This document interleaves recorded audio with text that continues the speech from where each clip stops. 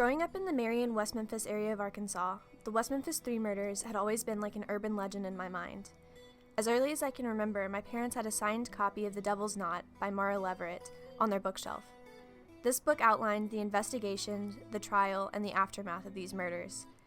And curious as I was as a child, no one seemed to be interested in telling me their stories. So over the course of 17 or so years, I've had to do my own listening, my own background, and my own research. What became very clear to me was that the community had been deeply affected by this tragedy. What struck me the most was how rarely their voices had actually been documented in the midst of primary characters, newscasters, and celebrity activists. This is their story.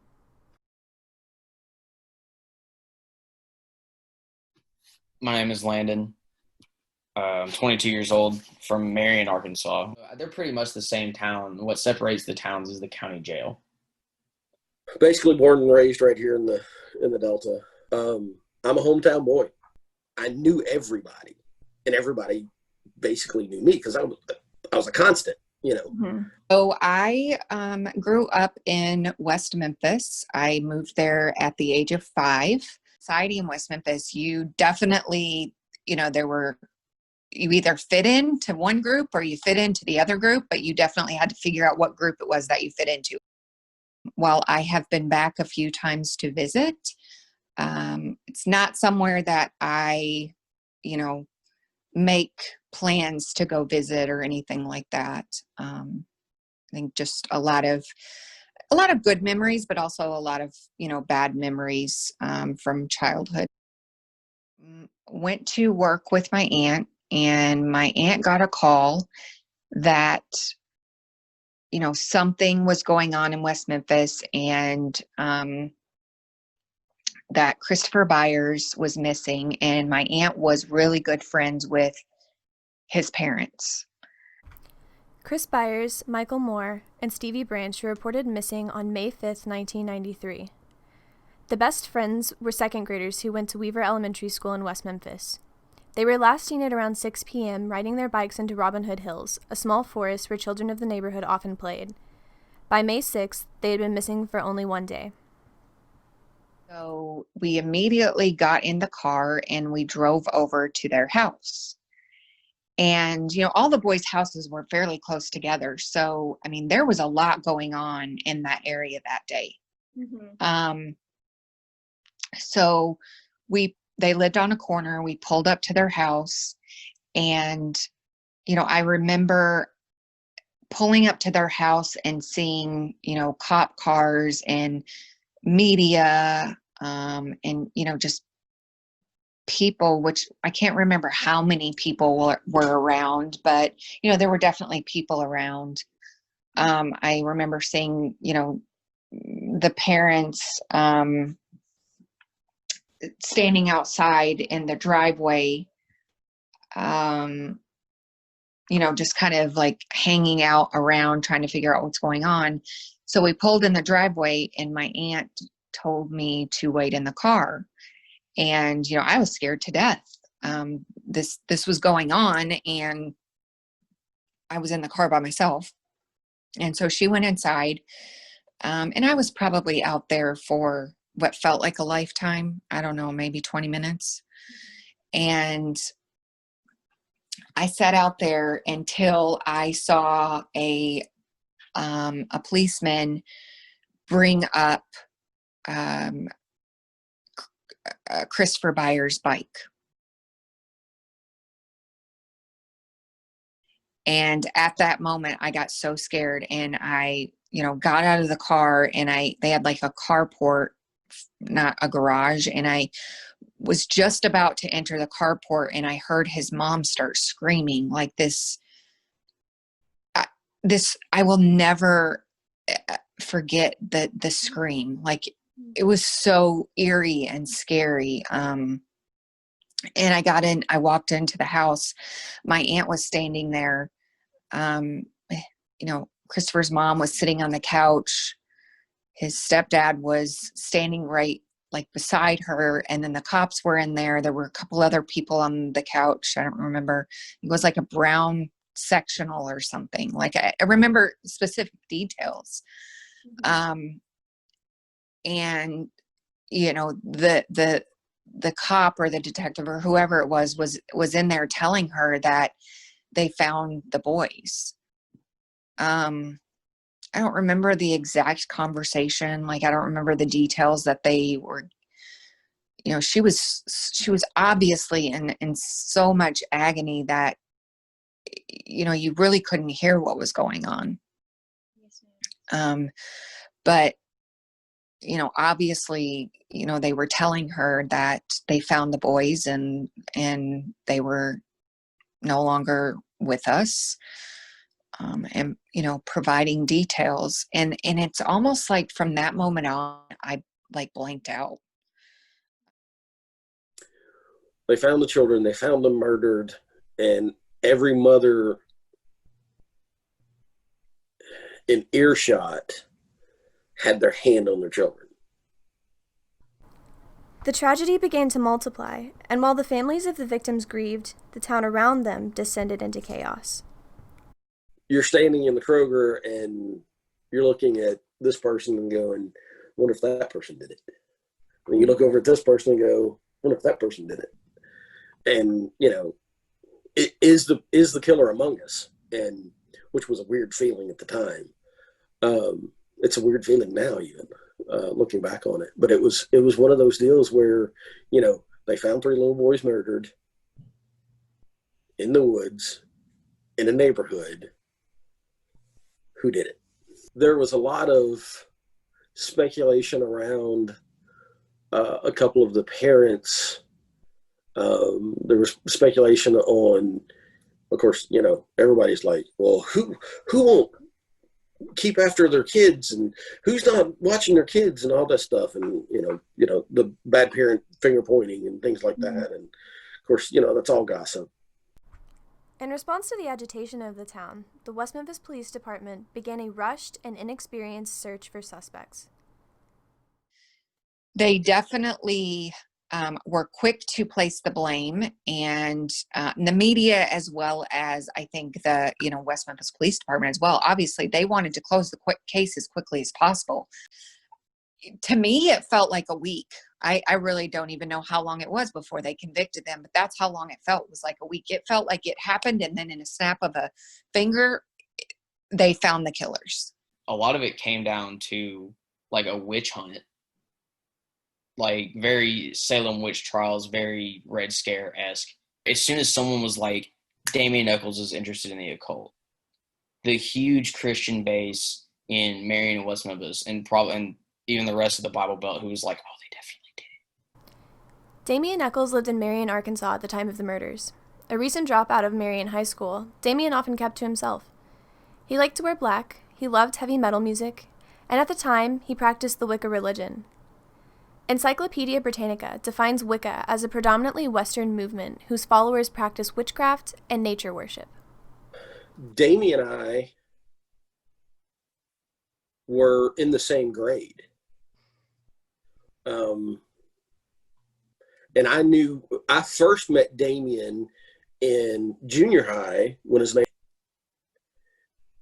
we were just kids, really, and he wasn't really much different than any other kid. Then we moved up to high school. And then he was adopted, and there was a summer of change there. He was different. He was definitely different in the way that I was, as far as the way that I dressed, and the people that I hung out with. Obviously, we were on two very different ends of the spectrum, as far as friends and society and things like that. So tension, that he would get because he was the strange guy. He was the one wearing the black trench coat and wearing black. Damian and his friend Jason Baldwin often passed the time at Stonehenge, an abandoned grain mill north of Marion, where many local teens gathered to hang out. Out of the view of parents, teachers, and police, the kids were rumored to drink and smoke here, and whispers of occult-like activities ran rampant through the town. I remember conversations that people were having around, like, that, they were devil worshipers, and, they burned animals and worshiped, animals. And I want to say it was freshman or sophomore year, I forget which. He sat to my left. I have a photographic memory. He sat to my left, and we were doing busy work or something that day, and he pulls out of his pocket a cat skull and starts batting it around on his desk and playing with it or whatever. And I'm just like, what's that? He goes, cat skull. I skin it myself. They were, I say everyone, not obviously not everyone, but a lot of people believed that they were the killers because of their reputation and the way that they dressed and, the rumors, I guess. In reading and knowing about psychology, you start with the mice, the cats, the dogs, the helpless animals. And now you have 3 helpless children. I do know that there was improper handling of some of the things in the case, contamination of the site. There's a myriad of things that went wrong. Made you, whether it was the media or the West Memphis Police Department, somebody made you feel like they had evidence that pointed to these 3 individuals. Otherwise, why would they have even targeted and charged them? At a press conference, Inspector Gary Gitchell said the case against the accused teens is very strong. Scale of 1 to 10, how solid do you think the case is? 11.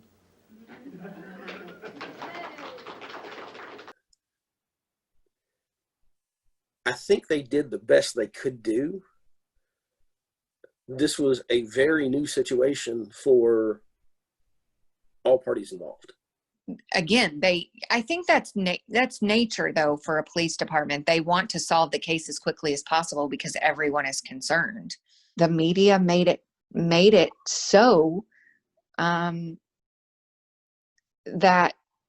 they found the right people. People just wanted closure, and they just wanted someone convicted. Good evening. I'm Diana Davis. And I'm Tony Brooks. In a statement given to the police and obtained by a Memphis newspaper, 17-year-old Jesse Miskelly allegedly confesses to watching 2 other suspects choke, rape, and sexually mutilate 3 West Memphis second graders. Experts argue that Jesse Miskelly's confession was coerced. He had an IQ of 72 and underwent around 6 hours of interrogation with the West Memphis Police Department before they began taping audio. His account of the crime was wildly inconsistent, and it took a series of leading questions from the police before he switched the time of the crime from morning to noon to night. Keep in mind, the boys did not go missing until approximately 6 p.m. on May 6th, so how could Miskelly have so badly misremembered? Nonetheless, with his confession, Damien and Jason were also accused. Damien Eccles, Jason Baldwin, and Jesse Miskelly Jr. were charged with the murders of Chris Byers, Stevie Branch, and Michael Moore. After several months, their trials began, and the process that ensued would leave a stain of controversy for decades to come. All pled their innocence from the beginning and maintained it until the end. We were all shocked, and then you had people starting to form that gossip circle and those opinions and things. It's like, oh, well, yeah, those were kids. Sure, they did it. But I read the synopsis, and they used like Metallica and Slayer t-shirts as evidence that somehow proving that this was something that they did, which is not good evidence at all. It's not, I mean, that's plausible, but it's not really solid, and you have to be able to prove in a court of law. It's like without a shadow of a doubt that somebody did whatever they did so that they can be convicted.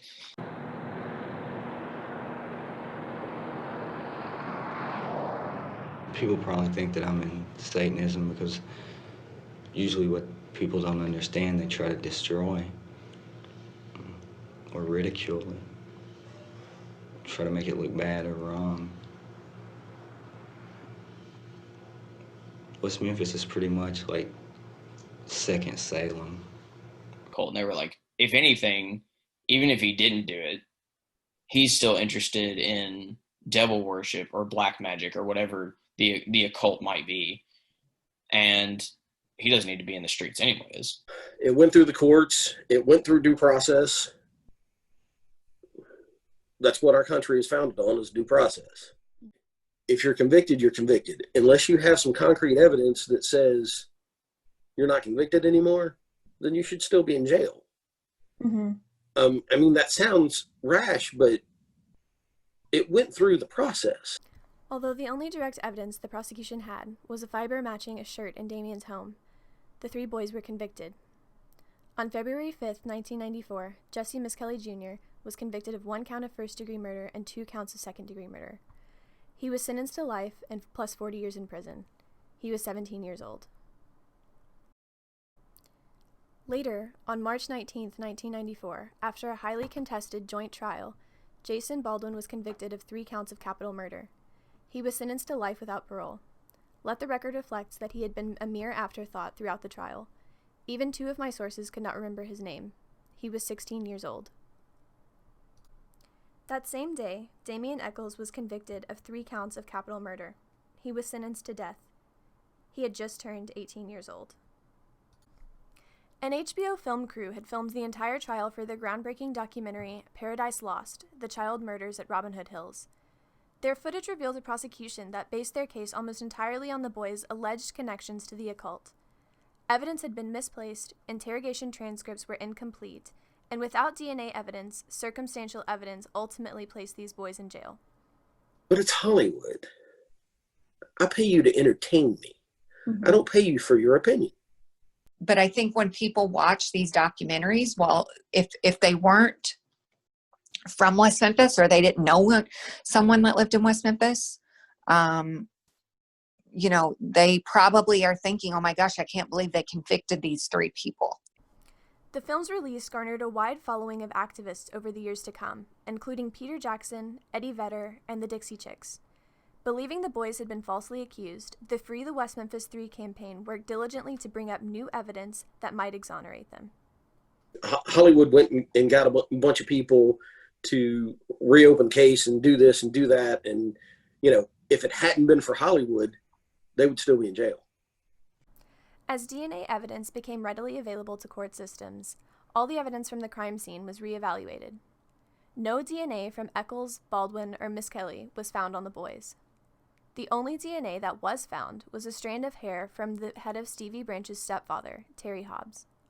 I want to say they did run some sort of DNA evidence off of a shoestring, and it was like one of the boys' dads or something, the DNA that they found. But I mean, he could have just been tying their shoe at one point. It wasn't fair to those kids or to the mothers. And I think just like anyone else, if it wasn't those 3 people, who was it? You felt like you had closure, and then all of a sudden, you know, all these years later, you don't anymore. You know, at the time as a teenager, I just remember thinking, oh, well, yeah, they could have done it, you know, and it was so immature of me, but I was a child. I guess I have to believe that there was something out there, or not enough of something out there to say that they did it. And then, you know, then the thought immediately enters my mind that, you know, the killer or killers could have been out there for all of those years. And you had your opinions because of the media and because of the police, what the police were saying in the rumors. So it just makes you rethink the whole thing. People, the demographics and the way people think change in 20 years. You have to look at all history this way. You can't judge someone's action, reaction, whatever, by what happens today. At any rate, you know, no matter what the myth or the legend or, you know, the DNA or evidence or rumors, you know, or the way that they looked or acted or, you know, their beliefs, 3 little boys were killed that day, 3 innocent little boys. And that's the travesty of it all.